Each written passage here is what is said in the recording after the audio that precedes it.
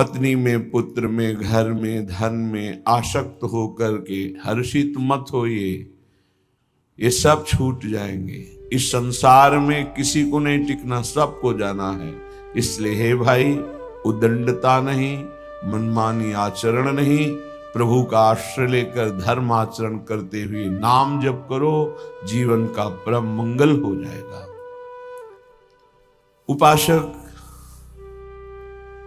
अपने इंद्रिय मन को किसी भी उत्सव का निमित्त बनाकर, किसी आनंद में प्रफुल्लित होकर या किसी विक्षेप को प्राप्त होकर कभी किसी विषय को स्वीकार न करे। बहुत ध्यान से सुनना, एक दिन की छूट तुम्हारे जीवन भर के लिए वो संस्कार रूप में फांसी बन जाएगी। ऐसी जगह आपको फंसा देगी, निकलना मुश्किल हो जाएगा। फंसना सहज है, निकलना मुश्किल है। हर भोग एक विशाल अथाह दलदल है, धंसते चले जाओगे, निकलना कठिन है। इस बात को दिमाग में चाहे लिख लो या डायरी पे लिख लो। हर भोग माया का ऐसा दलदल है कि जो इसमें एक बार चखने के लिए कूदा वो धंसता चला गया। गुरु कृपा, हरि कृपा निकाल ले तो निकाल ले, या निकला हुआ महापुरुष निकाल ले, अन्यथा वो उसमें डूब ही जाता है। ऐसा दलदल है।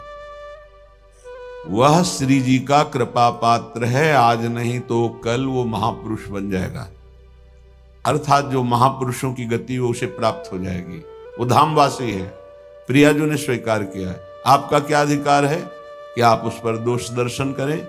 तो कह रहे हैं जो वृंदावन धाम में वास करते हैं उनके दृष्ट दोषों को दिखाई दे रहा है। ऐसा नहीं कि नहीं दिखाई दे रहा, आप आरोप लगा रहे हैं, दिखाई दे रहा है। दृष्ट दोषों को सत्य मान करके वर्णन करते हैं, उनकी निंदा करते हैं, तो आपका भाग्य दुर्भाग्य में बदल जाएगा। यदि आप ये विचार करके कि श्री जी के लाड़िले हैं, इनकी बाहरी बात है पर इनके ऊपर बहुत कृपा है, आज नहीं तो कल ये सब सुधर जाएंगे क्योंकि लाड़िली जी के कृपा पात्र है, बात बन गई। ऐसे मूर्ख लोग अपना संकट स्वयं चयन कर लेते हैं। जो दूसरों की, वृंदावनवासी की दोष दृष्टि से निंदा आदि करते हैं, बहुत निकृष्ट बात है, इसे कभी स्वीकार न करें। सच्ची कहते हैं, देखो अपने सब पावन भूमि में बैठे, निंदा तो अपनी करनी चाहिए। अंदर से देखो, ईमानदारी से देखो, जो हमारे अंदर कूड़ा करकट है इसकी निंदा करनी चाहिए कि मैं बहुत नीच हूं, हम पर इतनी कृपा है लाडली जी की, इतना दुलार कर रहे हो, हम उनकी दुलार को ठुकराए चले जा रहे हैं। वो कह रहे हैं दाहिने चलो, हम बाएं बढ़ते चले जा रहे हैं, पर वो कृपा ही करती जा रहे हैं। हम कभी एकांत में बैठकर नहीं रोए मैं कितना नीच अपराधी हूं कि अपने इतने करुणा में स्वामी का विरोध कर रहा हूं, उनके विरुद्ध चल रहा हूं, जबकि प्रतिकूल से विसर्जनम, बिल्कुल विसर्जन कर देना, आज के बाद कोई गलती नहीं होगी। पर हम गलती पे गलती करे जा रहे हैं। श्री जी इस बार माफ कर दो, आगे से फिर किया, श्री जी इस बार माफ कर दो, फिर वही वो माफ करती चली जा रही। हमसे गलती होती। जब हम ये देखेंगे तो हम दूसरे को देखने लायक ही नहीं। हम क्या दूसरे को देखें? हम अच्छे हों तो दूसरे को देखें, और जब सच्चाई में तुम अच्छे हो जाओगे तो दूसरे के दोष नहीं दिखाई देंगे, सब में अपने प्रभु दिखाई देंगे। इसलिए श्रीपाद कह रहे हो, मूर्ख लोग अपने संकट को बुलाते हैं, संकट का निर्माण करते हैं। ये बहुत भयावह बात है कि किसी वैष्णव या किसी वृंदावनवासी की निंदा बिल्कुल भूल कर मत करना। ये ब्रजवासी जन भगवान के लाड़िले हैं। देवराज इंद्र को भ्रम हो गया, घुटनों पे आ गए, तब भगवान ने क्षमा किया। जाओ, त्रिभुवन पति घुटनों पे बैठे थे इसी रज में, जो गोविंद कुंड है ना, घुटनों के पर थे, नाथ क्षमा कर दो, जाओ। ऐसा अहंकार मत करो कि तुम्हारे द्वारा पूरी सृष्टि चल रही है। ये ब्रजवासी हमारे प्राण हैं, अगर इनको कोई संकट तो फिर हम उसको महासंकट में डाल देंगे। हमारे ब्रजवासियों को कोई ना छेड़े। भगवान कह रहे मेरे प्राण हैं ब्रजवासी जन। देवराज इंद्र से ज्यादा नाराज नहीं हुए। कारण जानते हो? किया तो उपद्रव ब्रजवासियों को पीड़ा देने का, लेकिन सब ब्रजवासी एक साथ बैठ कर दिए ना, तो लालजू ने थोड़ा तो उन पर शासन किया, फिर कृपा कर दी, लेकिन ब्रह्मा जी के ऊपर कृपा नहीं की, क्योंकि अलग कर दिया। ये उपद्रव किए पर सबको इकट्ठा कर दिया, इसलिए ज्यादा इनको पढ़ के देख लेना, ज्यादा नहीं, बस इतना कहा तुम देवराज हो, सतोगुणी हो, अहंकार मत किया करो। लेकिन ब्रह्मा जी तो कांप के चले ही गए, भगवान मुस्कुराए नहीं। क्यों? ब्रजवासियों को अलग कर दिया। तुम ब्रह्मलोक में मायामयी सैया पे सुला दिया, हमारे प्राण प्यारे ब्रजवासियों का अपराध करते हो। तो आज तक ब्रह्मा जी का प्रवेश नहीं ब्रज में, बात समझ लो। वो मूर्ख हैं जो वृंदावन या ब्रजवासी जो वास कर रहे हैं उनके प्रति दोष दृष्टि करें। 12 वर्ष में तो सिद्ध हो जाता है, 21 वर्ष में क्यों नहीं परिवर्तन हुआ? जी गलती। तो जब हमारी गलती तो हम दूसरों को क्यों दोष दर्शन करने वाली वृत्ति से देख करके निंदा करें, उनका अपमान करें? हमारे अंदर खुद इतनी ये गलत है, तो तुम क्या कर रहे हो? तुम भी तो गलत हो जो दूसरों का दोष दर्शन कर रहे हो। परमार्थ कहता है किसी के भी ना दोष देखने ना गुण देखने, सब में भगवत भाव देखना। संसारी पुरुष क्रिया देखता है, परमार्थ का पथिक कारण देखता है। कारण श्री हरिवंश बनम, क्रिया नहीं देखता है। क्रिया देखने वाला संसारी होता है। श्रीपाद कह रहे वो मूर्ख लोग संकट की स्वयं रचना कर देते हैं। अच्छा, ये कोई पाप नहीं है कि क्षय हो जाएगा तो आप मुक्त हो जाएंगे। ये अपराध है, वैष्णव अपराध।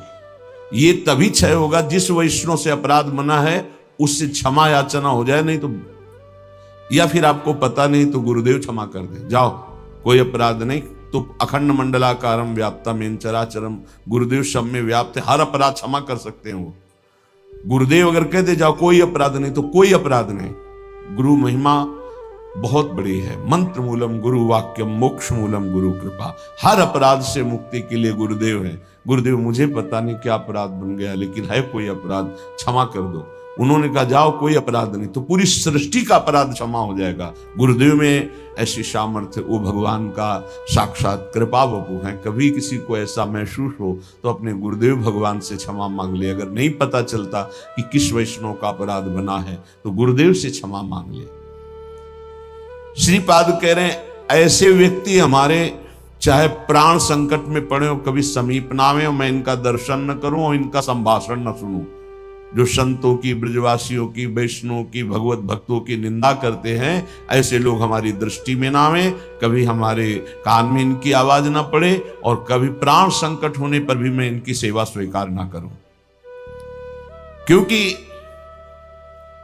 ऐसे लोगों का विषय सेवन करना, दिया हुआ भोजन पाना, या उनके पास बैठना, या उनकी दर्शन करना, इस सारे साधन को हास्यास्पद बना देते हैं। उपहास योग, अर्थात कुछ नहीं रह जाता जो ऐसे लोगों का संग करता है।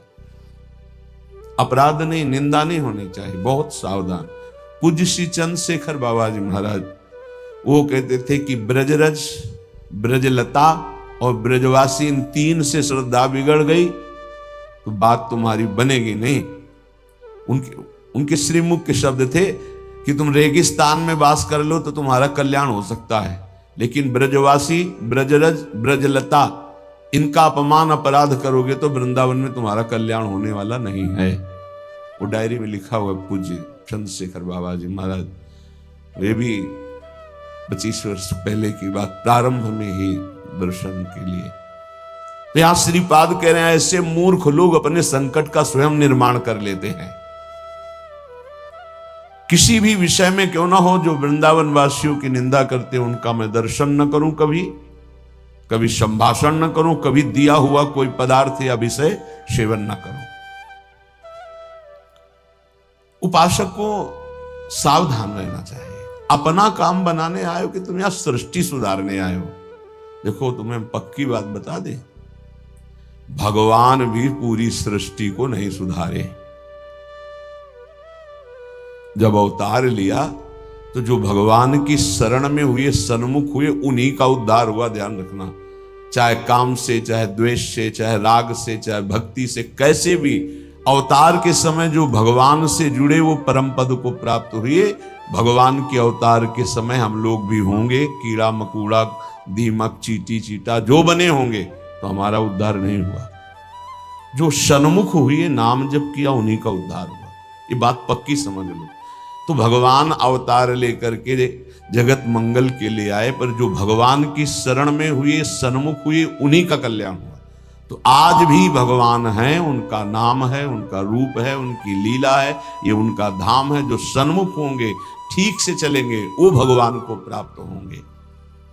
वो गुरु गुरु नहीं है जो अपने शिष्य को भगवत प्राप्ति न करा दे, मृत्यु के पास से छुड़ाकर अमर पद न प्रदान कर दे। वो गुरु गुरु नहीं।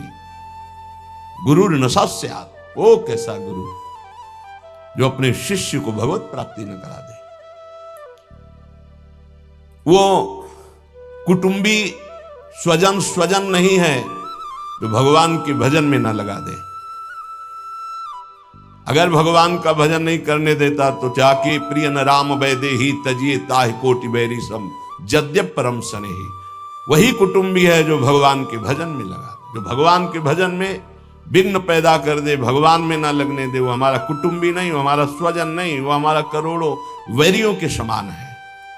पिता न सास्यात्, वो पिता नहीं है जो मुझे भगवान के मार्ग में न बढ़ाए, बढ़ने से रोक दे। वो पिता नहीं। ये बड़ी उत्तम उपदेश वृत्ति भगवान वही पिता है जो अपने पुत्र को भगवत प्राप्ति करा दे। सास्यात् जननी, वही मां है जो भगवान के चरणारविंद में अपने पुत्र की वृत्ति बढ़ावे। लेकिन आजकल तो माता पिता बालक को वही सिखाते हैं जिससे उदर भर जाए। 3 बातें, पेट भर जाए, अच्छे कपड़े पहन लो, खूब भोग भोगने को मिले, यही शिक्षा है। इतने केवल लक्ष्य है। कह रहे सास्यात् जननी न सास्यात्, वो पिता नहीं, वो माता नहीं जो भगवान की प्राप्ति कराने का उपदेश न करे, नाम जपने का उपदेश न करे, वो नहीं है माता पिता। दैवम न तस्यान्न, यद्यपि दैव बड़ा माना जाता है, पर वो दैव किस काम का जो हमें भगवान का भजन ना करने दे, विमुख कर दे। और सही बतावे, दैव कुछ है ही नहीं, हमारे कर्म ही हमारे दैव हैं।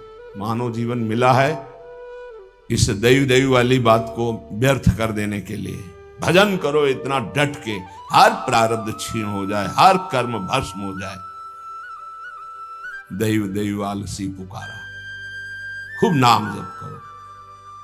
कह रहे वो पाणी ग्रहण करने वाला पति नहीं है जो श्री कृष्ण की प्राप्ति करने में बाधा पहुंचा दे। जो श्री कृष्ण की प्राप्ति कराने का सहयोग दे, वही पति है। जो संसार से मेरे को मुक्त करेगा, वही गुरु, वही पिता, वही माता, वही भाई, वही स्वजन, वही पति, वही संबंधी, अन्यथा नहीं।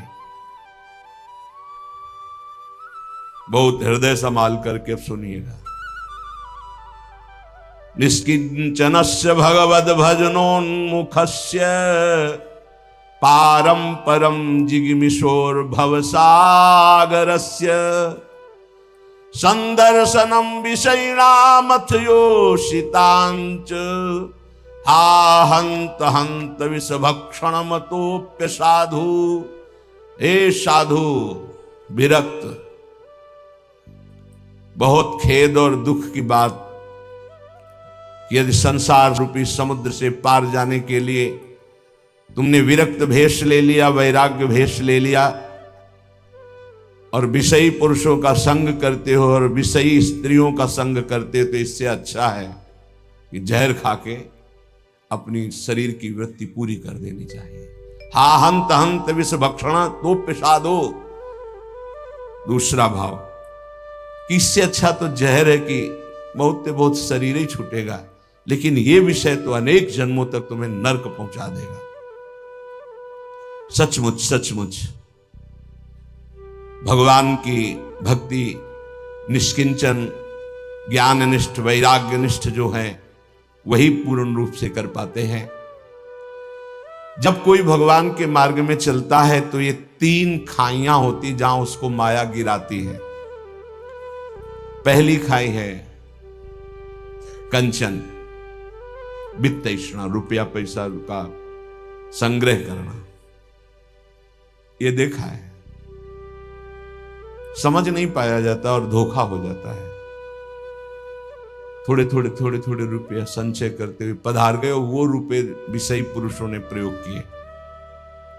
बड़े बड़े चरित्र देखे हैं, स्वयं कभी खर्चा नहीं किया, संतों की सेवा में नहीं लगाया, समाज की सेवा में नहीं लगाया, बड़े बड़े बॉक्सों में बंद करके रख के और पधार कर चले गए। बाद में उनके परिवार के जनों ने अधिकार कर लिया।